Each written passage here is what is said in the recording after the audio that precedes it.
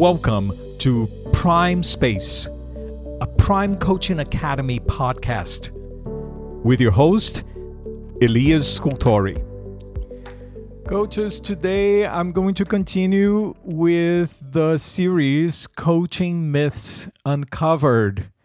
If you are a regular listener to Prime Space, you know that once in a while I have these episodes that talk about these myths that perhaps we have created in our coaching community, and that it's important for us to take a closer look at them. All of these myths come from an event that Amy and I gave a few months ago, and I decided to expand a little bit more here during Prime Space. We have this myth, and I believe that we have two more to go. And so hopefully by the end of this season 3, we are going to have covered all of these myths. The myth that I would love to talk about today is the idea of if a coach follows the rules, if a coach knows the rules, if a coach is able to demonstrate all of the core competencies, all of the markers, all of the bars, oh, that coach is a good coach. That coach is an excellent coach. That's a myth. Not necessarily so. And simply because technique alone is not enough, especially in an activity, a process that is human-centered. And this is what coaching is. I keep saying coaching is a human-to-human experience. So because we are working with a human being, there are so many nuances, subtleties, insights, and intuitions, and perceptions that happen in every coaching conversation, that just following the rules and having flawless technique does not necessarily mean that that coach is really able to have a good command of that session and be able to provide the best value that that particular moment can create.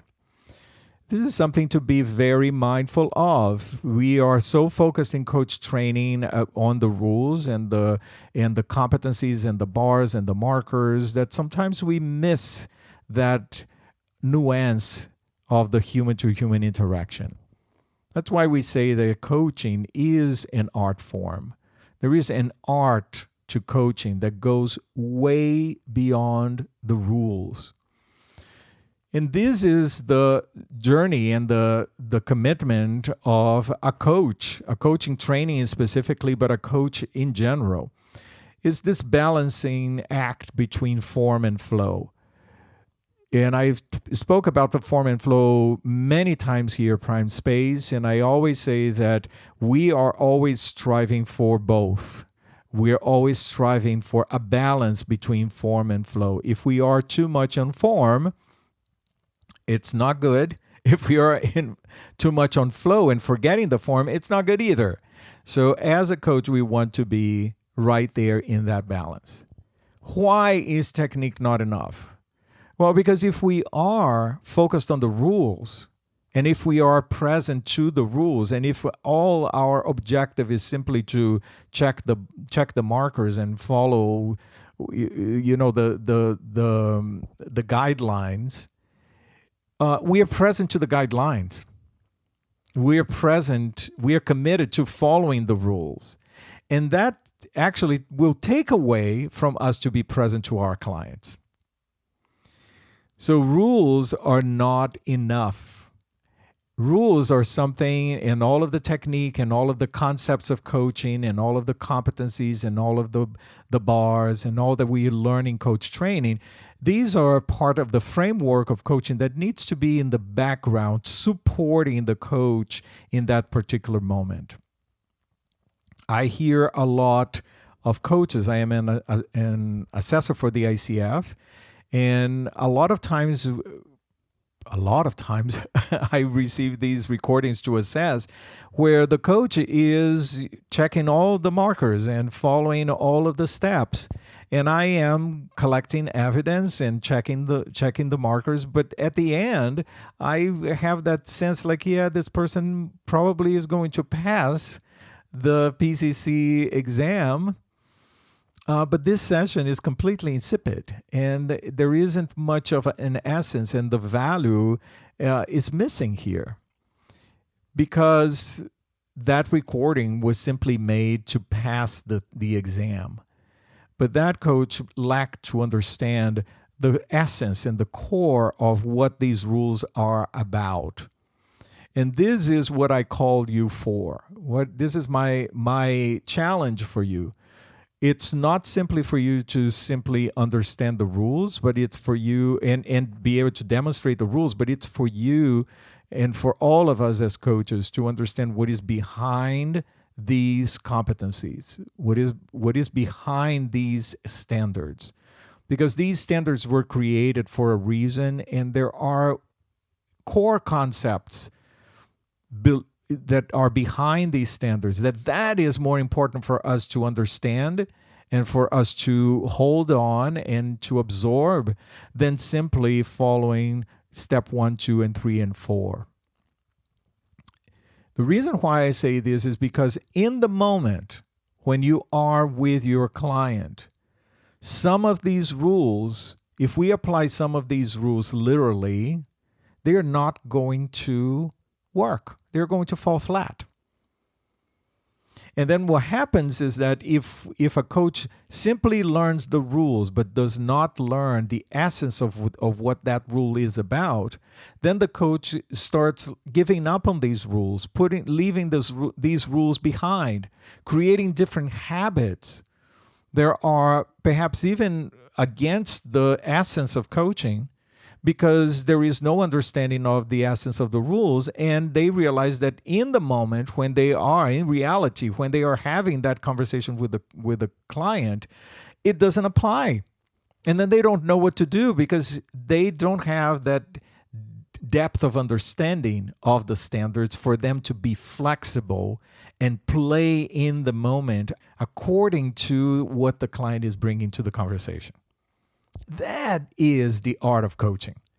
I know the rules, I understand the standards, but I not only understand the standards as they are black and white on a piece of paper, but I understand the essence and the depth of these standards so that I can play in the moment with my client according to what the client is bringing to that conversation. That's why we say at Prime Coaching Academy that coaching is simple, but not easy. Because you look at these rules and it's very easy. I can share with you the rules of coaching and the standards of coaching in a sit-down conversation. It's simple. But being able to understand the depth of these standards and being able to dance in the moment with the client is a different story. And that is our learning and that is our training. One concept that my colleague and friend Amy Rupert shares a lot when we are talking about this, and she shared in the Coaching Myths Uncovered event that we had a few months ago, is the concept of Shu-ha-ri. Shu-ha-ri is a concept that comes from Japanese martial arts, especially Aikido. And it's, even though we say Shu-ha-ri, it's actually 3 words. And it describes the 3 stages of mastery, the 3 stages of learning and developing and being experts in a particular craft. Shu is the beginning stage where students follow the teachings and the techniques. They concentrate on how to do the task and do the task well. They remain faithful to these forms with no deviation. They do the drills over and over and over and over again. They are focused on understanding the technique in itself. This is what we do. That's Shu. That's the initial stage. Then you have Ha. is the second stage. Once the student embodies these practices, then they are able to begin to explore, incorporate the underlying principles and theory behind the technique. They begin to realize and they begin to reflect upon the essence. Why are we doing this? Why do they say that this is so important? They begin to have a deeper understanding. And with a deeper understanding of the rules and the standards and the technique, they begin to experiment and innovate. And then Ri is when all of this technique and these concepts are so ingrained in the person. The Ri is the third stage, right? When this is so ingrained in the person, that practitioner having then the capacity, then they have the capacity to let go, to release. And they develop their own approaches and apply what they've learned to their own specific circumstances, following their instincts without ever having to overstep the principles. And this final part is so crucial. When we let go of this focus on the technique, it does not mean that we are going to let go of the technique, that we are going to let go of the concepts, the standards. On the contrary, because we have done the drills, because we have understood what these standards and concepts are so much about, we are able to open, release, because we trust that these concepts are so ingrained in us that we then are able to put ourselves, follow our instincts, and knowing that these instincts are still in complete alignment with the standards. Such a beautiful concept, this Shu-ha-ri. There is a progress, and this is the progress that we are all in, all of us as coaches are in. So here are the things for you to keep in mind. Be very mindful of where you are on the journey, because you may be still in Shu. So if you are still in Shu, it's not yet time for you to release, to let go. Because if you let go right now, you're going to start creating habits that are not going to bring you to that level of mastery. So if you are in Shu, if you're mindful that you're in Shu, just stay drilling the standards and getting to know the standards. If you are in Shu, perhaps it's time for you to start going into the Ha. What is behind? Be curious. Why are we doing this? How does this work in this particular moment? What are the things that I can adapt for this particular moment? But I am still doing the drills. And then if you are in Ri, and if you can really see that, oh, now I can relax, I can let go, I can release, then you go into that space. But be very mindful. Don't rush the process, because if you rush the process, especially in martial arts, right, you're going to get beaten up.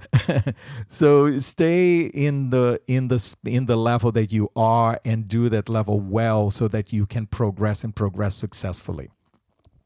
Notice the balance between form and flow. It's not either one or the other.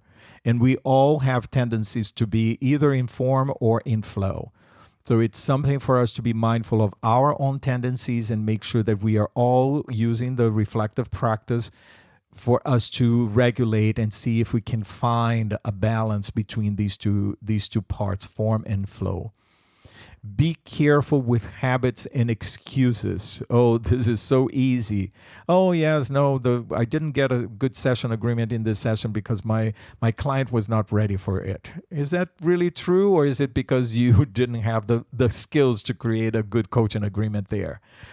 So be mindful of the excuses. My client asked for my opinion, so I had to share with them.